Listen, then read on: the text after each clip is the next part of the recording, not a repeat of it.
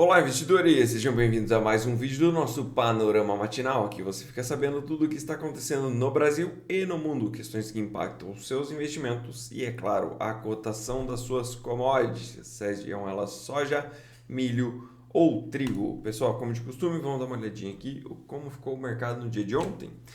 Ontem a gente teve aí uma movimentação em cima do petróleo. O petróleo caiu 1,24% e hoje vem subindo aí 0,3%, novamente dentro daquela lateralização, né?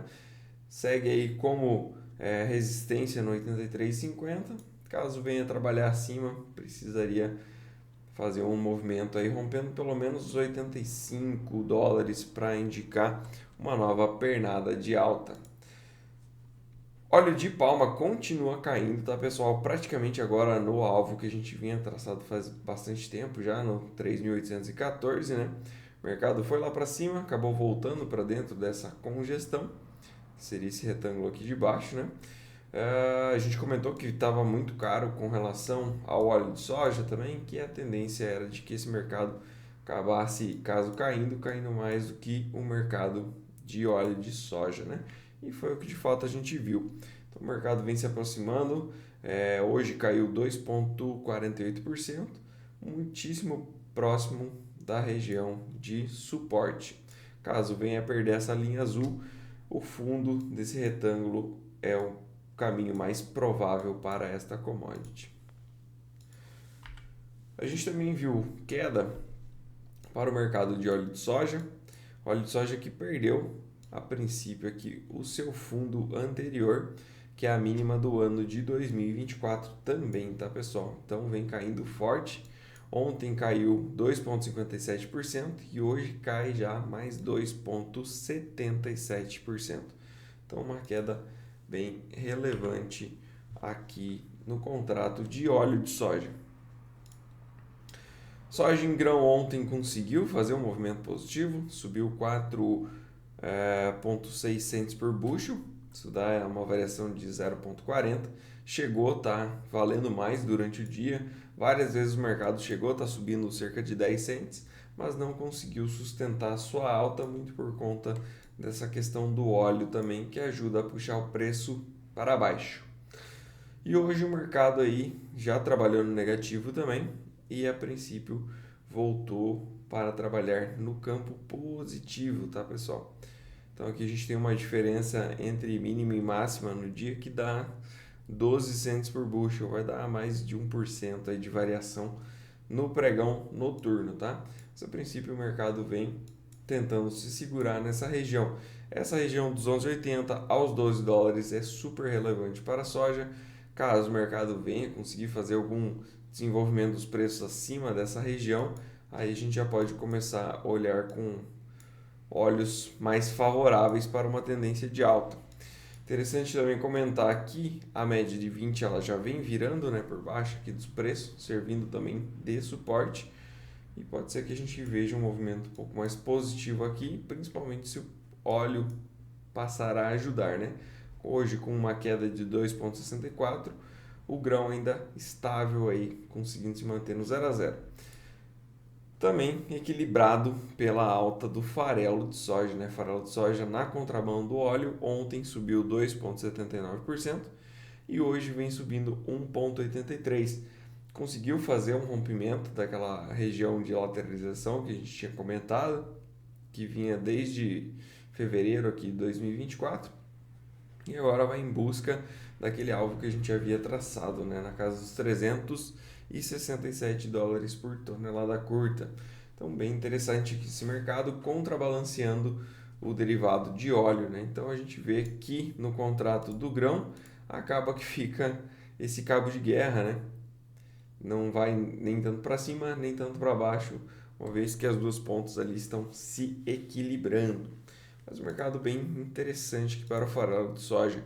A gente teve também um movimento vindo da Argentina com greves lá portuárias, né? Isso acaba impedindo também o embarque de novos produtos e tudo mais, e atrasa também o programa de exportação argentino. Isso acaba sendo refletido aqui nas commodities em Chicago. Ontem a gente teve uma queda também do trigo. Trigo que subiu durante 7 dias seguidos, 6 dias seguidos. Ontem acabou fechando em queda de 2,21%. A princípio, uma perspectiva de melhora de clima lá na Rússia. Lembrando que a Rússia é o maior produtor de trigo, então tem um impacto muito grande, principalmente na área onde produz, que era onde tinha todo um estresse climático. Se eu não me engano, são cerca de 30% de toda a produção nacional naquela região onde houve melhora então climática, né? Então a gente acaba vendo uma queda aqui, entregando um pouco desse risco climático que foi acrescido nos últimos dias, né? Então, uma queda de 2,21% e hoje vem caindo mais 1,15%. Para o milho, a gente teve colagem de contratos aqui, muito provavelmente, tá? Uma alta de 1,94% sem motivadores. Provavelmente, vamos conferir aqui.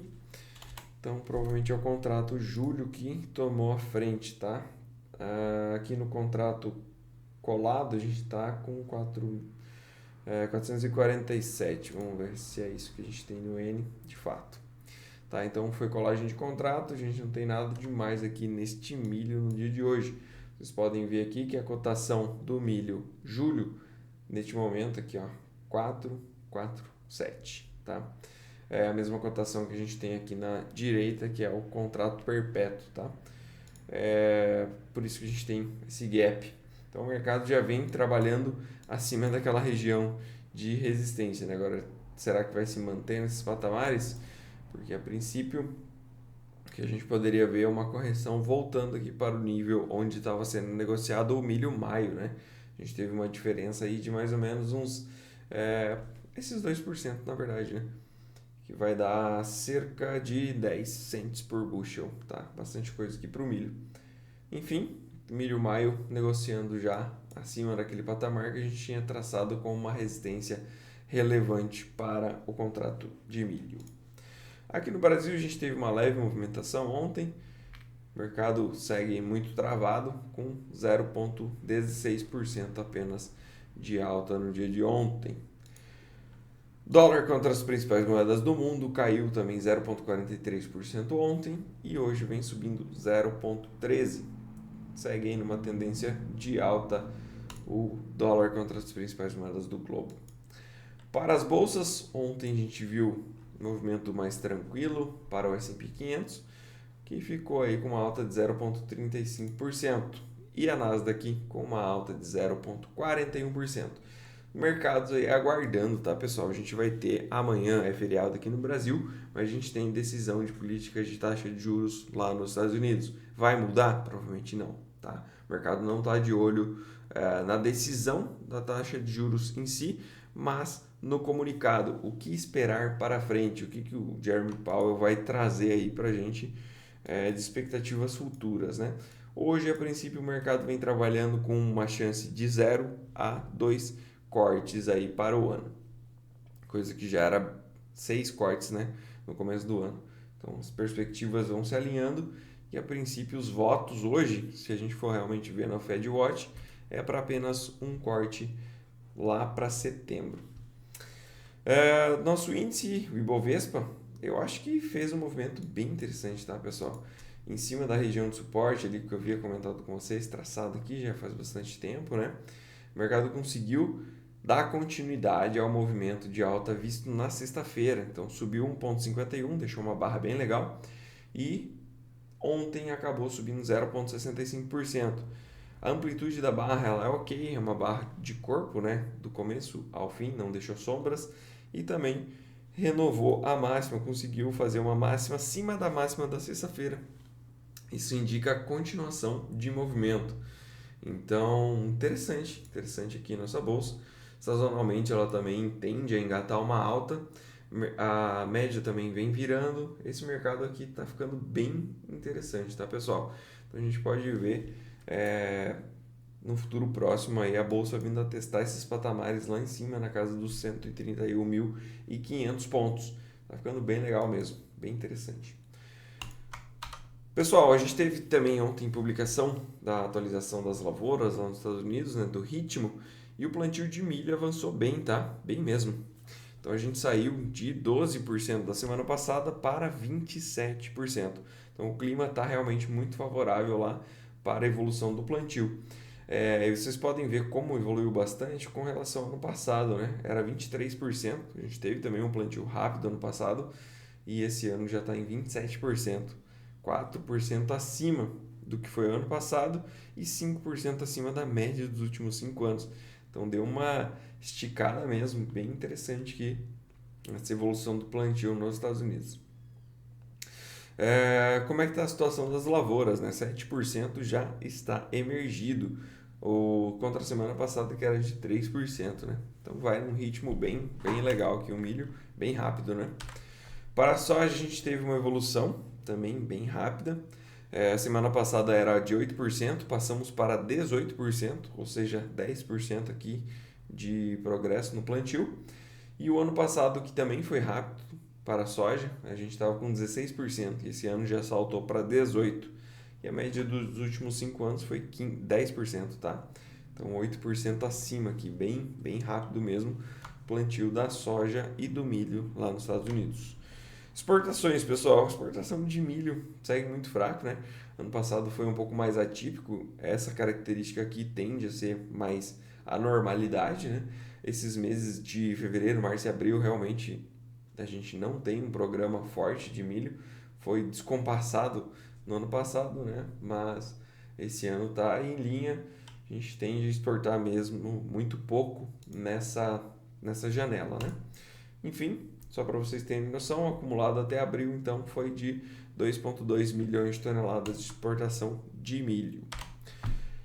Tá em linha, tá, pessoal? Tá em linha com o que é esperado aí para a gente bater para a próxima janela, né? A próxima safra, 24, 25, a gente bater em tom de 35 milhões de toneladas, tá? Bem abaixo, cerca de 20 milhões abaixo do que foi o ano passado. Para soja, a gente teve aí, tá bem interessante também a soja, tá? Então, um programa bem forte, a gente está vindo bem pouco abaixo com relação ao ano passado. As expectativas eram que com a quebra de Mato Grosso que a gente tivesse um nível de exportação menor, mais reduzido, e aparentemente segue muito forte nosso programa de exportação, mostrando que talvez a quebra não tenha sido tão grande quanto se imagina. Né? A gente ainda não tem números oficiais, ainda tem números muito discrepantes. A gente tem USDA trabalhando ainda com 155 milhões de toneladas, que é um absurdo. A gente tem na outra ponta ali a ProSoja falando de 135 milhões de toneladas também, que não parece tudo isso, tá? Então acredito que sejam os dois extremos, que a gente pode ficar aí no meio do caminho, na casa de uns 144, 145 milhões de toneladas. Mas esse número aqui ele indica uma exportação forte nesses meses aqui, está parecendo que talvez seja um pouco mais do que esses 144, 145, tá? Para as demais bolsas, pessoal, o que a gente tem para o dia de hoje, né? A gente tem a Ásia Pacífico, bolsa chinesa caiu 0,26%, de Hong Kong subiu 0,25%, Japão 1,1% de alta, Coreia do Sul 0,17% de alta e Austrália 0,35%. Apesar de movimentações mais positivas aqui, a gente não tem nada muito expressivo, né, que nos indique uma direção. Mesma coisa na Europa, tá? Mais negativo, mas também sem uma direção muito clara. Eurostock 50 cai 0,29%. Bolsa de Londres, Inglaterra, sobe 0,63%, a única no campo positivo. E a Alemanha cai 0,39%, França no 0 a 0%, Espanha com 1,33% de queda, liderando as quedas no momento. Itália caindo 0,27%. Parte de futuros dos Estados Unidos, nada demais também. S&P 500 e Nasdaq que trabalham de forma lateralizada, muito próximo do 0 a 0. Dólar contra as principais moedas do mundo sobe 0,17% nesse momento e temos um dólar mais misto contra moedas de países emergentes, também sem uma direção muito clara neste quesito. Minério de ferro no 0 a 0 e petróleo 0,48% de alta. O que esperar, né, pessoal? Basicamente, não temos nenhuma direção muito clara nem para o milho, desculpa, nem para o dólar, nem para as bolsas, nem para as commodities não agrícolas. Então, a princípio, o que a gente pode esperar é que haja uma continuação do movimento vigente, né? Ou seja, uma alta, talvez uma alta mais contida, mas ainda assim prevalece é, o momento, né? Então, o momento sendo de alta, o que a gente pode esperar é um movimento mais altista aí para o dia. Na parte de agenda, a gente não tem nada que chame a atenção. Lembrando que os mercados globais tendem a ficar um pouco mais travados com expectativa para o anúncio da política monetária de amanhã nos Estados Unidos. E pode ser que a gente veja isso aqui no Brasil também, né? Uma vez que a gente vai estar fechado, nossa bolsa fecha amanhã, quarta-feira, dia do trabalhador. E pode ser que os mercados aqui então se preparem para ficar aí com uma posição mais tranquila, esperando o que vai ser dito amanhã. Lembrando que bolsa fechada a gente não consegue negociar, então pode ser que de fato esse seja o caminho, tá, pessoal?